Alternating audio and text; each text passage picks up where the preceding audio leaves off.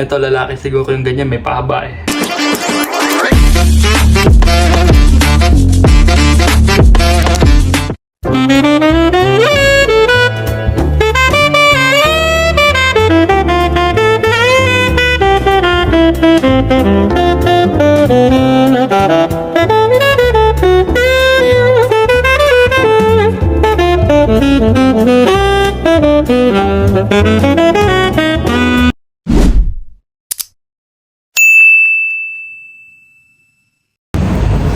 Yaw, nakalimutan ko yung mic ko. Mamamalengke kami ngayon. Nagdala nga ako ng tinapay eh. Papakain tayo ng mga labing kalapate. Dito sa bulsa ko yung tinapay. Oo. Kunwari kape-kape tayo. Kahit wala naman tayong pera. Saka kunwari may pera tayo. Medyo nagkamali pa kami ng sinakyan. Ito kasi sabi ko di dadadaan dun eh. Kamali tuloy kami ng sinakyan. Ganda dito, oh, diba? Diretso, oh, toy. Ganda ng aso, dog. Ito nga pala yung mga tindahan nila dito. Ganyan lang yung tsura ng tindahan. Nandyan lang sa may gilid ng kalsada. Yan tindahan nila, ha. Mga ganyan lang yung tindahan dito.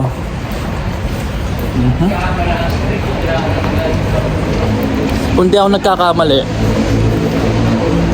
ito yung nag-iisang palengke dito sa Athens. No, love? Athens. Nag-iisang palengke. Kaya tawag nilang Omonia. You know, Omonia. Ay, nako. Tignan mo, alas 11 na, ha? Wala pa masyadong tao. Kasi kadamihan dito ng mga resto, nagbubukas ng mga 12. Siyempre yung mga kapihan, maaga talaga yan, mga 8 or 9. Depends. May 24 hours din naman. Oo. May tourist bus, oh. Up and down. Grabe ka na. Pag nasa Athens ka na, madaming sulat-sulat na ganyan.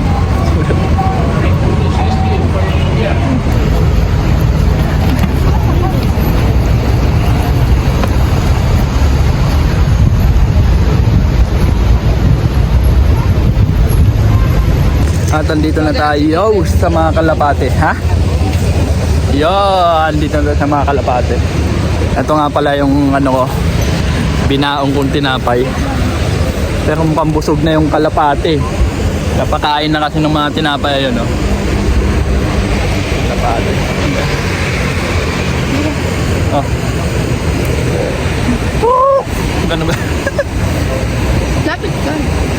Busog na eh, pinakain ni Lolo kasi ang dami tinapay eh, oh. Dapat mas maaga tayo ng konti kanina pa eh, oh. Ayan, oh, pinakain na kaya ayaw na magsilapit. Bad timing. Pinakain na ni Lolo eh. Nagbaon pa naman akong tinapay.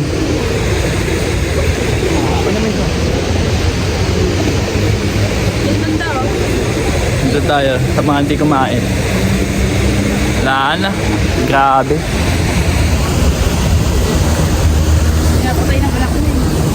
Mga busog na eh. Yan mo na ka. Liligo pa sila, oh. Inuman nila tubig pa, oh. Ah! Kain kayo, kain! Kain! Ayaw magsikain, busog na. Busog na nga. Pinakain na kanina.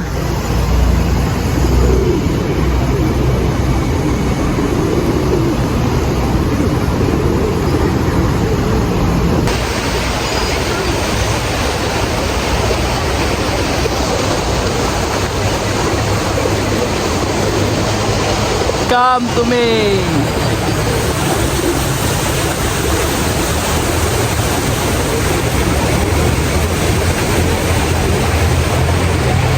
Lumapit na sila. Kiden, lumapit na sila Kiden, oh. Ha?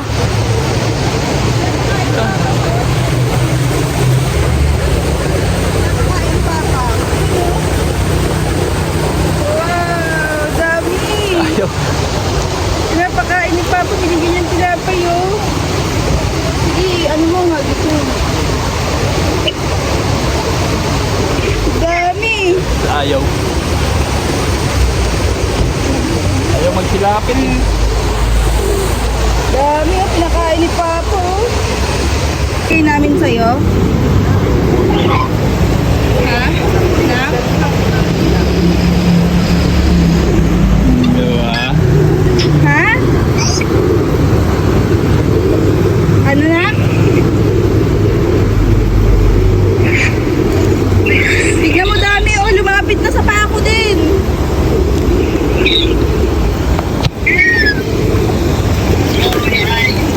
Wala na. Dito naman tayo sa palengke nila. Ang palengke po nila, ang bentahan ng mga karne at magkahiwalay po yun. Kaya arrangement maganda. Saka ang talagang pinakapalengke nila dito ay supermarket. Kaya kung di ako nagkakamali, itong palengkeng to ay nag-iisa lang na palengke dito. Na parang sa atin, yung palengke natin sa Pilipinas. Ayun. Kapag taglamig, medyo mahal po yung mga nahuli sa ilog at dagat.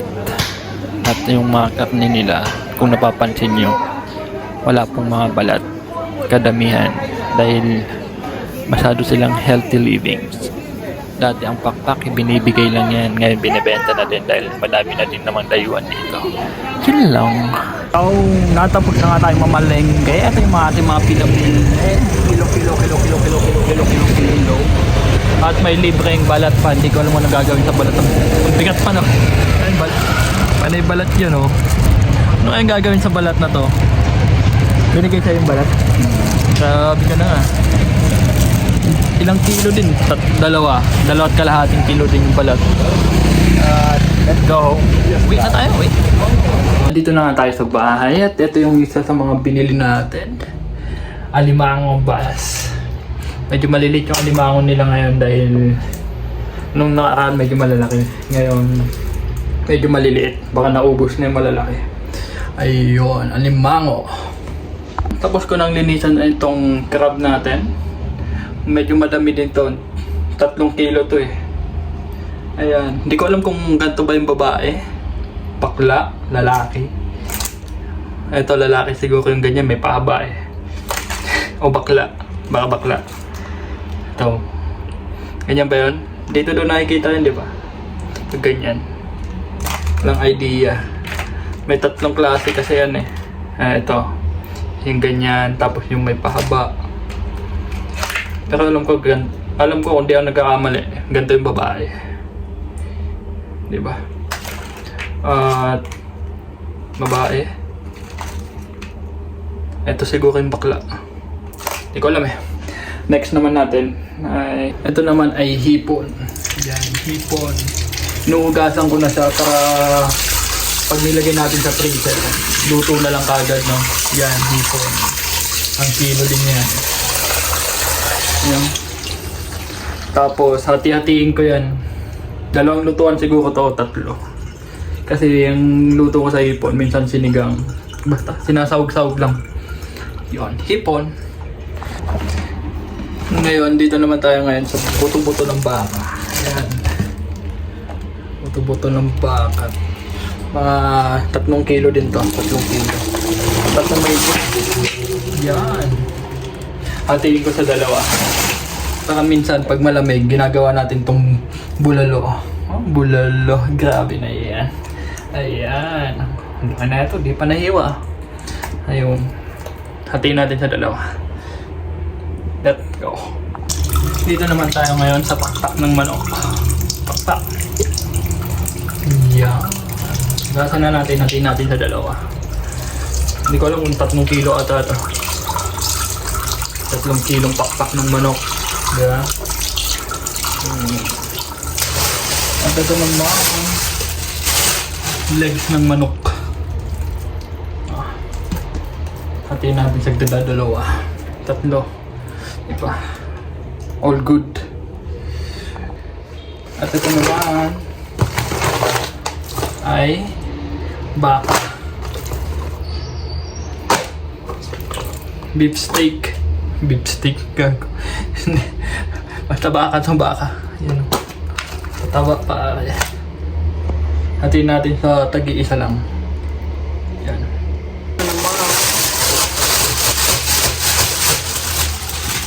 Yung pork chop. Baboy. Pork chop pare. Hatiin natin sa tagdadalawa din. No? Ayun, pork chop po. Ah, my God. Ito pa. Ganun din. Pork chop din. Wow. Dami na ito. Grabe na yan. Oh. Ilang hiwa lang din yan. No? At ito. Lamb. Ni lamb yan. Laki niya, no? Laking lamb na. Lamb. Mataba. Malaman. Lilechon natin. Lechon. Meron din tayong tenga dito. Tenga ng baboy. Pang dinakdakan naman natin yan. Diba? Ito ba? Yun lang. Dinakdakan. At ayan, busog na naman ang ating rep. Hindi ko alam kung ilang linggo natin kakainin to. Siguro nasa mag-isang buwan din. Dahil hindi naman kami masyadong kumakain. Minsan nga once a day lang kami kumain. Ayun lang. Maybe, we will see. Kung napapansin mo, panay karne. Di ba? Kasi yun ang medyo mura dito. Saka yung mga tao dito sa bahay cannibal. Panay karne lang talaga ang gusto nilang ulam pagkain. Oh my God! Cool. Kung makikita niyo ang palaya po to, naka-freezer. Dahil tuwing summer lang po lumalabas ang ampalaya dito. Pag winter wala na. Kaya mahal din ang gulay pag winter. Saan? Tayo-tayo dyan. Ayaw manigkarado ah. Puno-puno, diba? Puno-puno. May di pa nga ako nailagay eh. Ayan po. Saka ayun po. At ito. Balat ng baboy. Di ko alam kung gagawin dito. Binigay lang sa amin to eh.